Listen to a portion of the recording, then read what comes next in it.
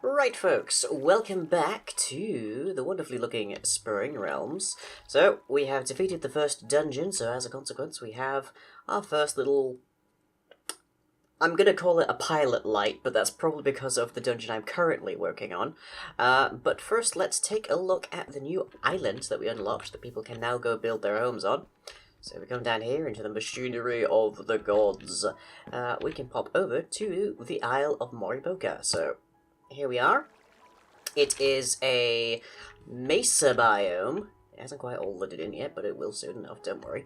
Now, surprisingly, not very much has gone on over here. I think a lot of people are still clinging to their homesteads on the Isle of Basilla, rather than moving out. But we do have a few people who are making their way over here. I think in particular Papercraftian is making their way out because they spotted this this MC edit glitch floating cactus and decided it was holy and have consequently, well, consecrated it. And they have these two zombies over here as well. So we've got Rafa and Geralf, whom I keep mistaking for Geralt, who is a character from Innistrad in Magic the Gathering, because I'm a massive nerd. But yes, this is the Isle of Morioa the Furious. Morioa the Furious is the warrior god, the war god of the Springrealms pantheon, as well as the god of blacksmithing. So if I... yeah, we have another ship here. I still don't know who builds those, but they're there. But yeah, if we head back to the bedrock box, we can pop over to the next dungeon, which is our destination of choice for our next few videos. So here we are, the Cold Forge domain of Morioa the Furious. So this one is it's getting a lot more discreet contemplation put into it. So the centerpiece of the Cold Forge is that, which is essentially the Cold Forge, of more properly known as the Great Kiln. And it's sort of two things in, well, maybe three things in one, I guess. It's a set piece. It's going to be going inside of here, which is sort of like Aeneas's work on putting together some kind of main entryway kind of location. And it's also... if I pop into Spectator, if we go in here, it's actually the boss room as well. So in here is where you'll be fighting the boss.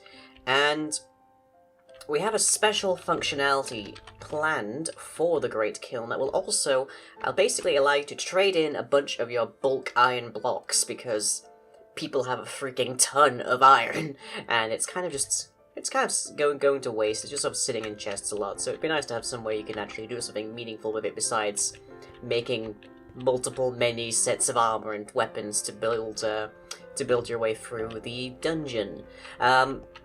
So yeah, you'll have like something on the side here is the current plan, and you'll go there, you'll place down your blocks, you'll shunt them in, and it will drop some custom loot for you, because I can make a custom loot table that nothing uses, and then spawn something that actually does use it with custom NBT data and immediately dies, dropping the items that you have you have managed to pull from the kiln.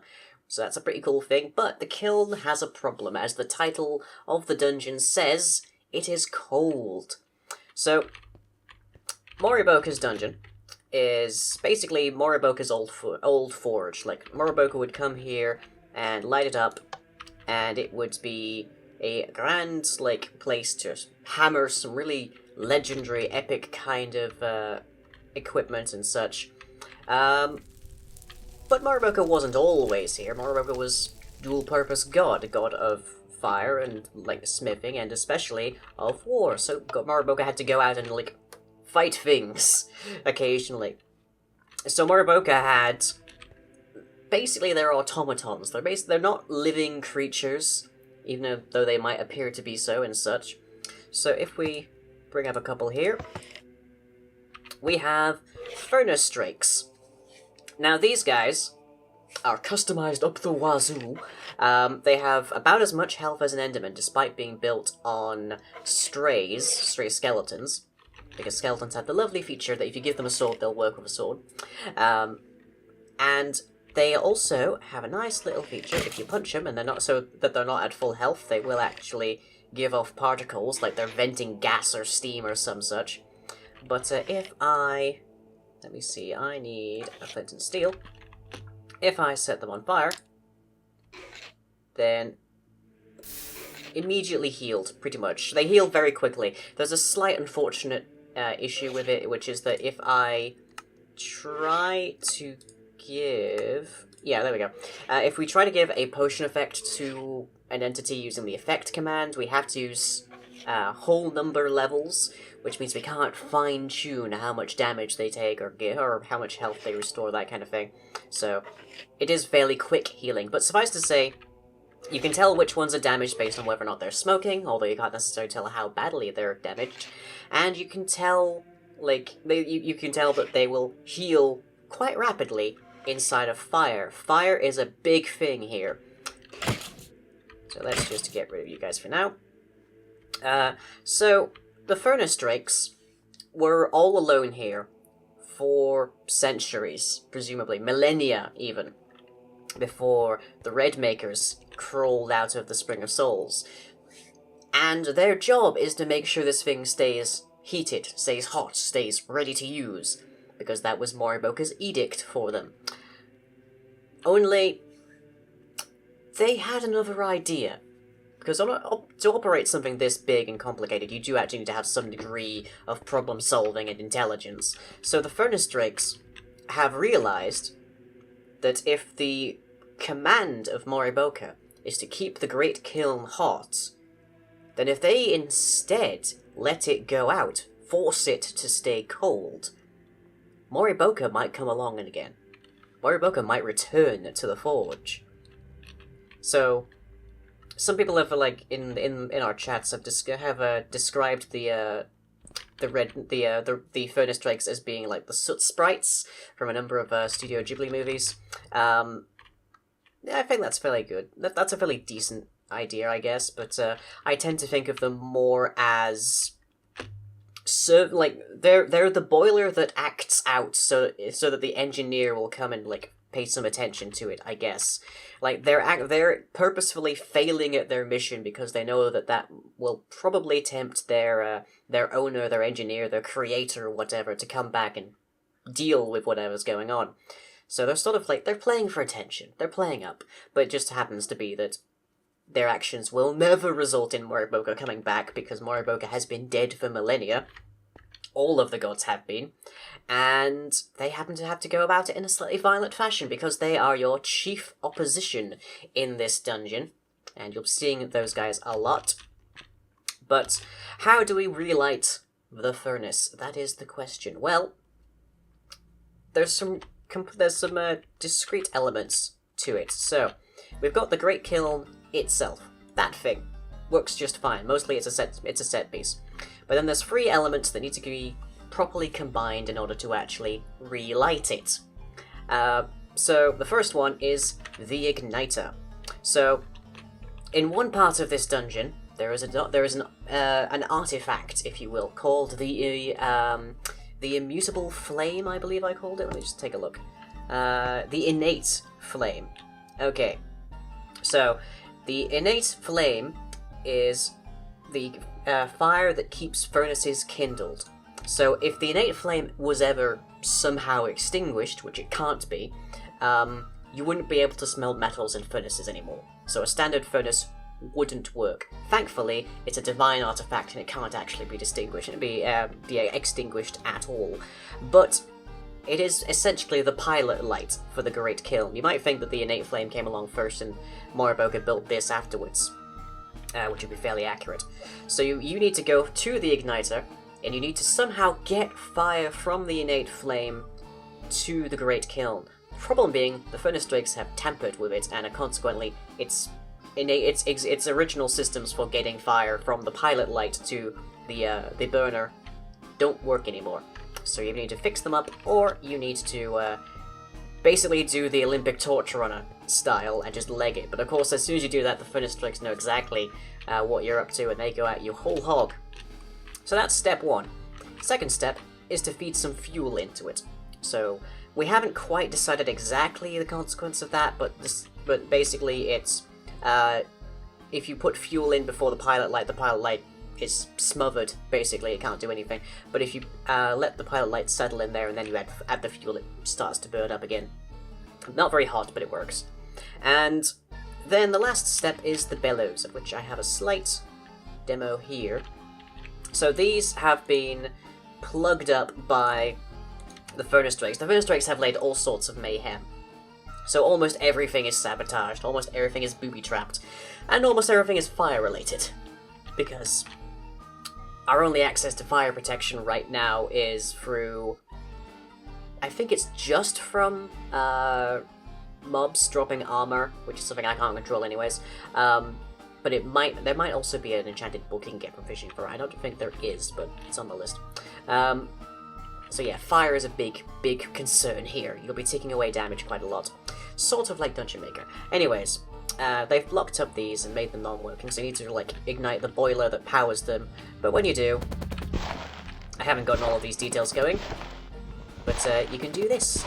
Now, it is worth noting that whilst these do move fast enough that I don't think you actually can mine them, not without a, like, highly enchanted pick, this does represent a renewable supply for a few different kinds of material, but they're not very expensive materials, so it's not that big of a concern. Nor can you really craft them into anything. But yes, that is the bellows, and once you've got everything in place, you start the bellows, the fire at the bottom there kicks into the high gear that we saw when I flipped this. Plump. And then the kiln becomes functional. Now, there is a boss in here, who is a small, like, fire elemental, basically. The fire elemental doesn't actually need to be defeated for you to use the Great Kiln, and whether it is defeated or not has no influence on whether the kiln works. The elemental just sort of, like, took nest in there at some stage, probably whilst it was still in operation. And you're just waking it up by relighting the kiln again. But yeah, you'll be able to use the kiln at least until the furnace drakes get back to work. By which I mean, of course, at least until something regenerates in the dungeon. The actual, like, central points here, the bellows, the igniter, and the fuel insertion will regen at a slower rate than parts of Bacilla did. And that's fairly easily done. We just, if I hop over to here... Yeah. So over here we can see there's, like, 4 different positions I can have pressure plates on for cactus to fall onto. If I just cut one of these off, then it goes down by about 25%. Ish, more or less. So I can make areas regenerate slower, and therefore be less likely for you to... Well, be less likely for you to have one part regenerate and reset whilst you're trying to relight the kiln. But yes, that is the kiln. It is a place that you'll want to visit quite a bit, I imagine, especially going further down into more dungeons and such. And it gives you a nice spot to get some interesting materials, mostly the mesa materials that have been already vastly strip mined from Morioa's Island. And yeah, it's a nice set piece. I love it. But how do we design a dungeon? We start off first with how we're going to lay it out. And that is the first thing that I've been contemplating. So this was my first sort of trial design. And I've had to put a lot of thought into this. So basically it would be you come in here, and all of these are, like, orientated, so you come in this way. You'd go right to, like, well, you'd go right around it to start the igniter, you go down here to, like, get to the fuel, and you go right across to get to the bellows, and you go here to use the kiln or fight the boss or whatever. And it's doable, it makes sense, except it's very simple. It's very easily navigated. There aren't any, like, turns or whatnot that could be, like, confusing to people. A lot of people got lost in the corrupted fortress. And it's all straight lines, which means you're probably dealing with just corridors over and over. And it's very flat, there's no verticality here, it's just one level. And it is ultimately kind of boring. So I went to my next design and spruced it up a little bit. So now you come in, you take a right, you go around the corners, so there's fewer straight lines. You can go to the igniter, come way back, go to fuel, and then go to the bellows. Probably don't even have to go back to the kiln, really. But this means that the kiln isn't centralized, and the kiln is really literally the centerpiece. It's basically the hub. Everything goes to the kiln because the whole structure of the Cold Forge is built to service the kiln. And therefore having it be stressed by its placement in the map, like, you can intuit that it's a very important thing, that's the thing you're working towards, kind of thing. So my criticisms on this one, my self-critiques, if you will, it's less straight, which is good, it's more complicated, which is good, more importantly, it's more complicated without being complicated inherently, so consequently it's navigable, but it's not so navigable that it's just straight lines like that. You do have to do some, like, navigation. But it's still very flat, it's still very simplistic, there's no logical reason for the igniter to be over there, and the bellows there, and that there. And the kiln is not centralized, so its importance is slightly relegated. In theory, with this design, you could actually, like, miss the kiln completely. You just run around doing stuff and just wondering, okay, what the hell am I supposed to be doing? Why am I doing this? That kind of thing. Well, if this kiln is central, you know exactly why you're doing it. Which brings me to my last design. Oh boy, this is going to be fun. So, taking some cues from Aeneas's layout there already, we've got this entryway, and it dips down. I'm doing a Dark Souls kind of thing here, in that I'm forcing the motion of your travel to highlight the kiln. So you're actually on the floor above, like, you're maybe halfway, 3/4 up on the kiln here. Or maybe at least 25%, it's hard to say exactly. But suffice to say, that gives you a very good view of the overall chamber housing the kiln, and really allows it to impress upon you its sheer scale, its volume.